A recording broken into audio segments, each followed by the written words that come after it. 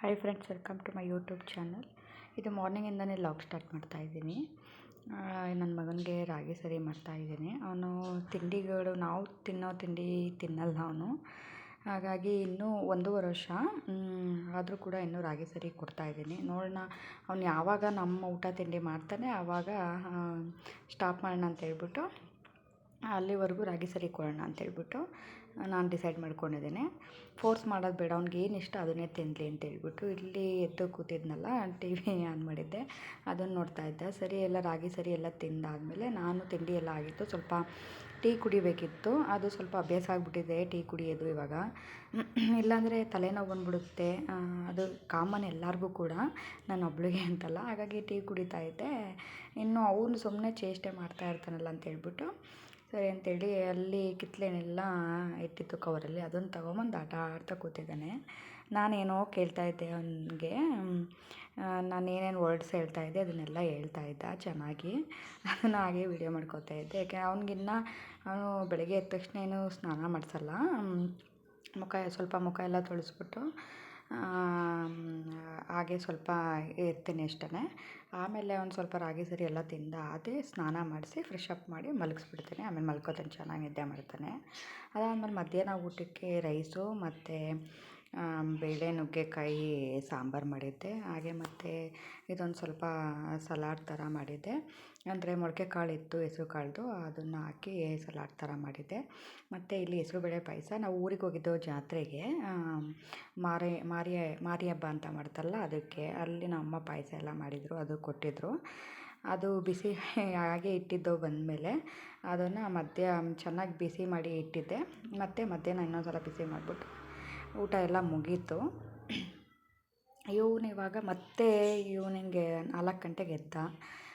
1:30 2 ಗಂಟೆಗೆ ಮಲ್ಕೊಂಡ್ರೆ 1-2 ಅವರ್ಸ್ ಚೆನ್ನಾಗಿ ನಿದ್ದೆ ಮಾಡ್ತಾನೆ. ಅದಕ್ಕೋಸ್ಕರ ನಾನು ಆ ಟೈಮಲ್ಲಿ ಸ್ನಾನ ಮಾಡಿಸಿ ಮಲಗಿಸ್ಬಿಟ್ರೆ ಸ್ವಲ್ಪ ಒಂಥರ ಚೆನ್ನಾಗಿ ನಿದ್ದೆ ಬರುತ್ತೆ ಅನ್ನೋ ಕಾರಣಕ್ಕೋಸ್ಕರ ನಾನು ಆ ಥರ ಮಾಡ್ತೀನಿ. ಅಲ್ಲಿ ಆಟ ಆಡ್ತಾಯಿದ್ದ ನೋಡಿ. ಅದು ತೊಗೊಂಡು ಬಂದು ಕವರ್, ಮತ್ತು ಅದೇ ಆರೆಂಜ್ ಕವರ್ನ ತೊಗೊಂಡು ಬಂದೆ. ಅದಕ್ಕೆ ಬೈದೆ, ಬಿಸ್ಕೆಟ್ ಕೊಡ್ತೀನಿ ಹೋಗು ಅಂತ ಹೇಳಿದ್ಮೇಲೆ ಆಮೇಲೆ ಅಲ್ಲೇ ತಗೊಂಡೋಗಿ ಇಡ್ತಿದ್ದಾನೆ. ಅವನು ಎಷ್ಟು ಅಂದರೆ ಏನು ವಸ್ತು ಕೂಡ ಏನೂ ಕೂಡ ಅಲ್ಲಿ ಬಿದ್ದಿರಬಾರ್ದು. ಬಿಸ್ಕೆಟ್ ಕವರು, ಪೇಪರು, ಯಾವುದನ್ನೇ ಆದರೂ ಕೂಡ ಅವನೇ ತಗೊಂಡೋಗಿ ಡಸ್ಟ್ಬಿನ್ಗೆ ಹಾಕ್ತಾನೆ. ನಾವೇನು ಹೇಳೋದೇ ಇಲ್ಲ. ನಾವು ಏನು ಮಾಡ್ತೀವಿ ಅದನ್ನೆಲ್ಲ ನೋಡ್ಕೊಂಡಿರ್ತಾನಲ್ಲ, ಆ ರೀತಿ ಮಾಡ್ತಾನೆ. ಚಪಾತಿ ಲಟ್ಸ್ತೀವಲ್ಲ, ಅದಕ್ಕೆ ಮನೆ ತಗೊಬಂದು ಚಪಾತಿ ಲಟ್ಸೋ ಥರ ಹೇಳ್ತಾನೆ, ಅಮ್ಮ ಅಮ್ಮ ಅಂತ. ಇದು ತುಂಬ ಬುದ್ಧಿ, ಸಿಕ್ಕಾಪಟ್ಟೆ ಬುದ್ಧಿ ಅಂತಲೇ ಹೇಳ್ಬೋದು ಅವನಿಗೆ. ಎಲ್ಲಿ ಮತ್ತೆ ಈವ್ನಿಂಗ್ ಊಟ ಎಲ್ಲ ಮಾಡಿಕೊಂಡು ಹೊರಗಡೆ ನಿಲ್ಲಿಸ್ಕೊಂಡಿದ್ದೆ. ಸ್ವಲ್ಪ ಓಡ್ಬಿಡ್ತಾನೆ ಇವನಂತೂ ಸಿಕ್ಕಾಪಟ್ಟೆ. ಮನೆಯಿಂದ ಗೇಟ್ ತೊಗೊಂಡು ತಾನೇ ಓಡ್ತಾ ಇರ್ತಾನೆ. ಅದಕ್ಕೆ ಅವ್ನು ಕೂರಿಸ್ಕೊಂಡಿರ್ತೀನಿ ಒಂದು ಅರ್ಧ ಗಂಟೆ. ಅದಾದಮೇಲೆ ಇಲ್ಲಿ ಸ್ವಲ್ಪ ಅವನಿಗೆ ರೆಡಿ ಮಾಡಿ ನಾನು ಸ್ವಲ್ಪ ಫ್ರೆಶ್ ಅಪ್ ಎಲ್ಲ ಆಗಿ ಸ್ವಲ್ಪ ಕೆಲವೊಂದು ವರ್ಡ್ಸ್ಗಳು ನಾನು ಮಧ್ಯಾಹ್ನ ಏನು ವೀಡಿಯೋ ಮಾಡ್ಕೊಂಡಿದ್ದೆ ಅದನ್ನು ನೀಟಾಗಿ ಸ್ವಲ್ಪ ಕ್ಯಾಪ್ಚರ್ ಮಾಡ್ಕೊಳ್ಳೋಣ ಅಂತೇಳ್ಬಿಟ್ಟು ನಾನು ರೆಡಿಯಾಗಿ ಅವನಿಗೂ ಸ್ವಲ್ಪ ತಲೆಯೆಲ್ಲ ಬಾಚಿ ಕೂರಿಸ್ಕೊಂಡಿದ್ದೀನಿ. ಏನು ಮಾಡಿದ್ರು ಹೇಳ್ತಾ ಇಲ್ಲ ಅವನು. ಕೆಲವೊಂದು 2-3 ವರ್ಡ್ಸ್ ಹೇಳ್ದ ಅಷ್ಟೇ. ಅದಾದಮೇಲೆ ಹೇಳೋಕ್ಕೆ ಸ್ಟಾರ್ಟ್ ಮಾಡಿಬಿಟ್ಟ. ಏಕೆಂದರೆ ನನಗೆ ಒಂಥರ ಏನೋ ಕ್ಯಾಮ್ರಾ ಇಟ್ಟಾಗ ನಾನು ಫೋಟೋ ತೆಗಿತೀನಿ ಅಂದಾಗಲೂ ಅಷ್ಟೇ ತುಂಬ ಒಳ್ಳೊಳ್ಳೆ ಪೋಸ್ ಕೊಟ್ಕೊಂಡು ನಿಂತಿರ್ತಾನೆ.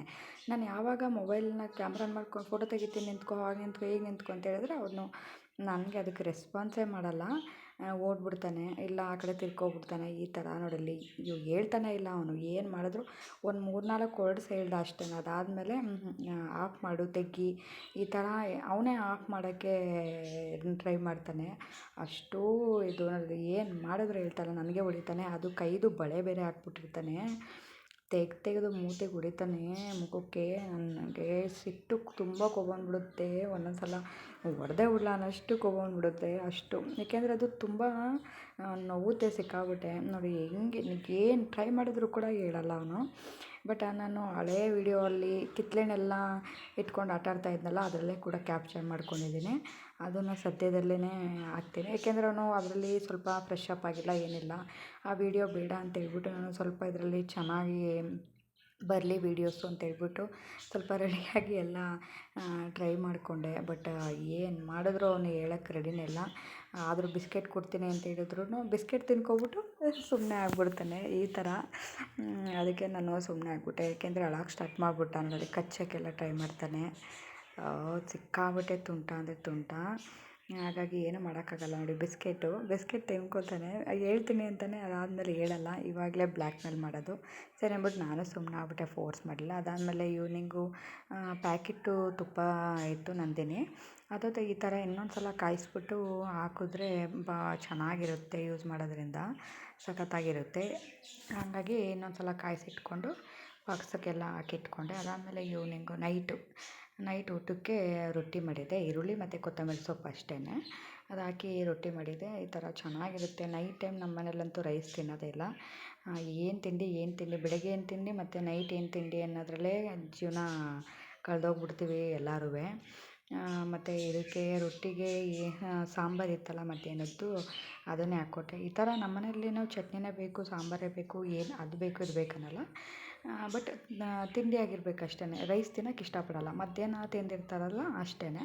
ಮತ್ತು ನೈಟ್ ಟೈಮು ರೈಸ್ ತಿನ್ನೋಕೆ ಇಷ್ಟಪಡಲ್ಲ. ಸಾಂಬಾರ್ಲಾದರೂ ತಿಂತಾರೆ, ಚಟ್ನಿಲಾದರೂ ತಿಂತಾರೆ, ಅದು ಓಕೆ ನೋಡಿ. ಅದಕ್ಕೆ ತುಪ್ಪ ಹಾಕಿಸ್ಕೊಂಡು, ನಮ್ಮ ಮನೆಯವ್ರು ತುಪ್ಪ ಅಂದರೆ ಸಿಕ್ಕಾಪಟ್ಟೆ ಇಷ್ಟ. ಹಾಗಾಗಿ ಪ್ರತಿಯೊಂದಕ್ಕೂ ತುಪ್ಪ ತಿಂತಾರೆ ಅವರು.